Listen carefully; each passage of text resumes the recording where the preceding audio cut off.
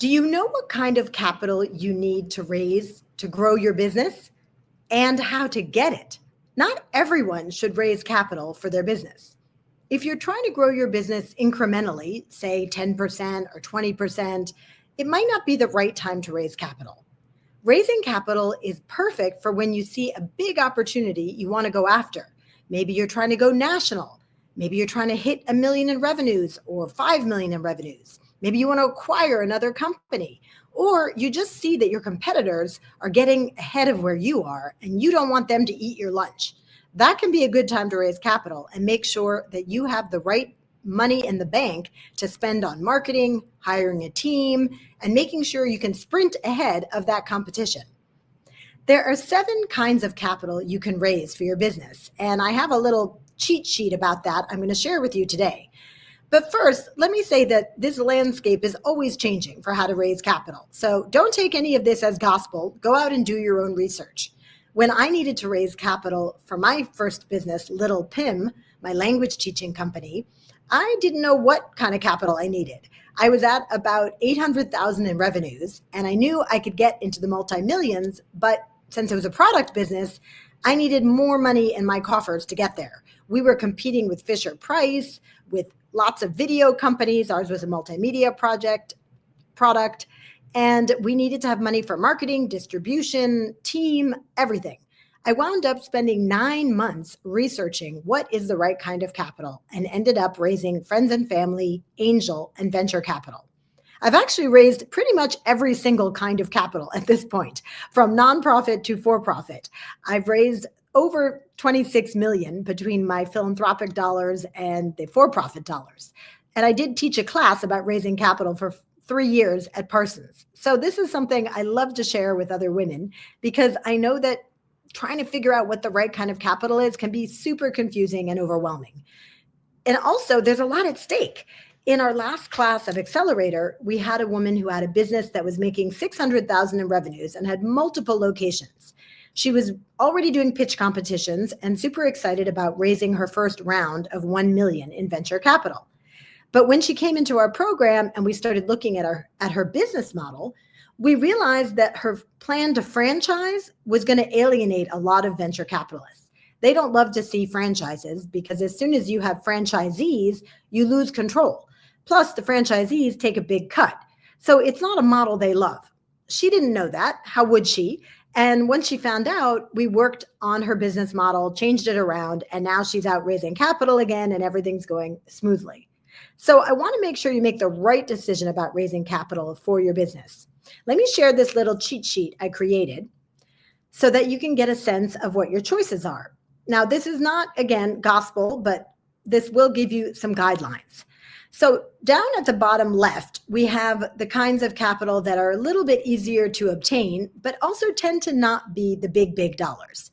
So you can get a bank loan. Now that is provided that you've been in business for a couple of years, and they might ask you to give personal guarantees. So not everybody loves that, but that is a possibility, anywhere from 30,000 to 100,000. It depends how long you've been in business and what your sales are like. They will ask to see your P&L. So make sure to have a relationship with your banker so that you can get a bank loan or a line of credit. Another thing where they're looking for how long have you been in business, what are your sales like every year, and the amount that you're eligible for will be dependent on your sales and what they think your company is good for. The lines of credit tend to have a fairly low interest rate, so that's more advantageous than using credit cards, which is our next little bar. Although I've seen a lot of businesses just scale up to 1 million by using credit cards. They found those 0 interest ones where you don't have to start paying interest for many, many months, 30,000 on one, 30,000 on another. If you just need like 100,000 to do a big marketing campaign or maybe hire someone you can't afford right now or expand to another city, you do have that possibility of putting it on credit cards, especially if there's an issue with personal guarantees, or maybe you just don't have the sales or the track record with your bank to get the loan or the lines of credit. Definitely create a relationship with your local banker because they can help you get those lines of credit or bank loans. And if there's an SBA, you could contact Small Business Administration. They will often help to underwrite those loans and make it easier for you to get them. So that's a whole world to explore.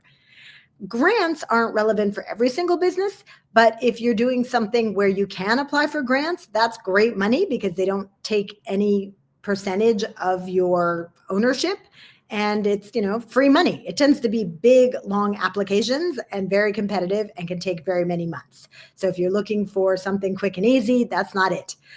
Some banks do have quick little turnaround grants, maybe 10,000 here, 10,000 there. So that's something you can research and see if you're eligible. Now we're moving into the bigger dollars. When people are looking to raise, let's say 500,000 or a million or 5 million, that's when you want to go to friends and family, if that's an option. That's not an option for everybody. But if you have that option, do go raise 10,000 here, 20,000 there, 30,000 there from people who already know, like, and trust you, because that will also give you a foundation when you go out to raise the angel or the venture, if you do that, to show that people trust you and are investing in your business. When you go to raise angel and venture, they'll often ask you, well, how much have you raised in friends and family? Because that is your first proof point that people believe in the company. And of course, for this, you're going to need a deck, really good financials. You'll have to work with a CFO or some kind of financial advisor or a mentor to create these great financials. This is getting into the much more robust, needing to prepare for many weeks and possibly many months, like I did, to go out and raise that money. And this is not something that you want to do on your own. If you're looking to raise, any of those last three bars, the friends and family, angel, or venture, you might want to join an accelerator or get a coach, join a program like ours, MDW Accelerator, where we introduce you to people and help you to understand all the ins and outs of raising this kind of money. You can also do the research on your own. It just takes a lot longer. Again, I spent 9 months figuring out exactly what I needed to say in those meetings and getting conversational in Angel and VC. A question I get a lot is, well, Julia, if I raise money for my company, aren't I going to give up control? I don't want to give up control of my company, but I do need the cash. And one thing people don't realize is that angel and friends and family, they don't tend to take any control in your company. It tends to be smaller checks, somewhere between 10,000 and let's say 50,000. Every so often you have an angel who's 100,000 or 200,000, but they tend to be smaller checks. And they really just become your ambassadors. It's actually an advantage to have those people in your corner, and they're not, making decisions sitting on your board, breathing down your neck in any way, shape, or form. I think what women are thinking of is venture capital, where if you raise $1 million or $2 million, you will have a representative of the VC firm sitting on your board who will have a say in decisions and will be someone who can, they're not going to outvote you. You'll hopefully set up your board in a way where they're just one of the votes, but it does mean you have someone who's going to have a real say in your business. So I wanted to clarify that. Now, I'm not getting into all the terminology around raising seed rounds, Series A, Series B, Series C. Of course, there are entire courses on this, and we do touch on this in our $1 Million Women Accelerator. But this was meant to be just as a first overview in case you're getting confused about what all your options are. And there's just one more I didn't put on the chart, which is you can also do a crowdfunding campaign on a Kickstarter or an Indiegogo or one of those types of platforms, especially if you have a product company. That can be a good way to go, where people are kind of pre-buying the product. There are also some crowdfunding sites where people are actually investing with equity in your company. So you can check out those as well.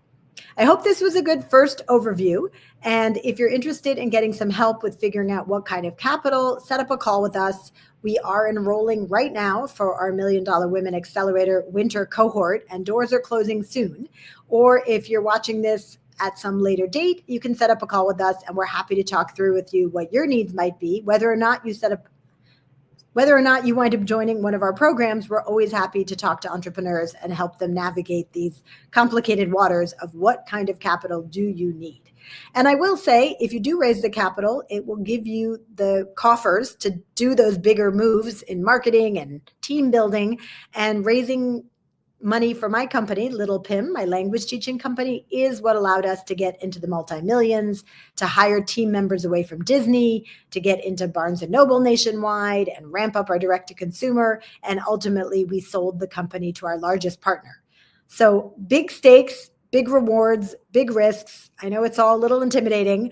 Feel free to set up a call if you want some help with that. And thanks for watching. Until I see you next, stay brave and go big.